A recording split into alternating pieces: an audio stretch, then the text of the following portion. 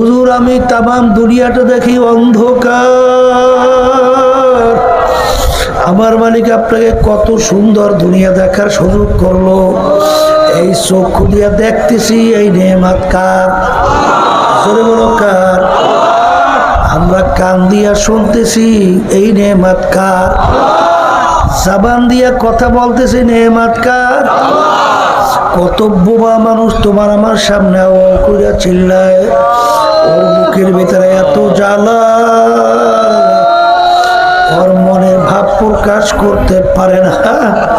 বাজান তোমাকে আমাকে আমার মালিক কথা বলার শক্তি দান করলেন, আল্লামাহুল বায়ান। আমার মালিক বলে তোকে আমি কথা বলার শক্তি দান করলাম। বাজারে কথা বলার শক্তি রে ভাতকে দান করলো।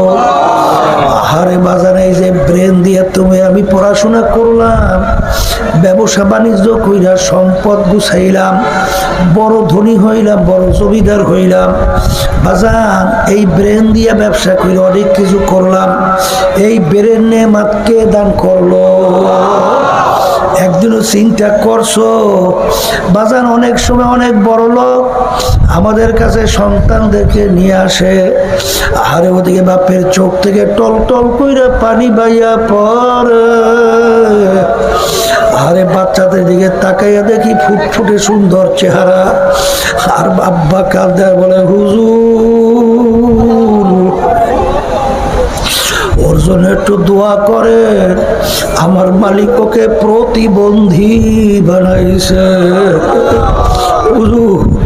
ভালো মন্দ বোঝার তৌফিক আমার মালিক ওকে দেয় না।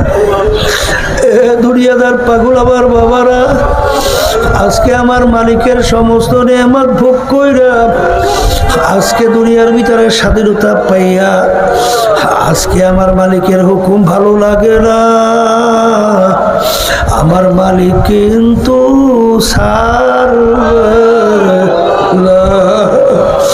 আমার মালিক তাকাইয়া তাকাইয়া দেখে, আমার মালিক ডাক দিয়া কেমন জানি তোমাকে আমাকে বলে, ওরে নেমখারামের দল, সমস্ত নেয়ামত বানাইলাম আমি তোদের জন্য, আর তোদেরকে বানাইলাম আমার ইবাদতের জন্য।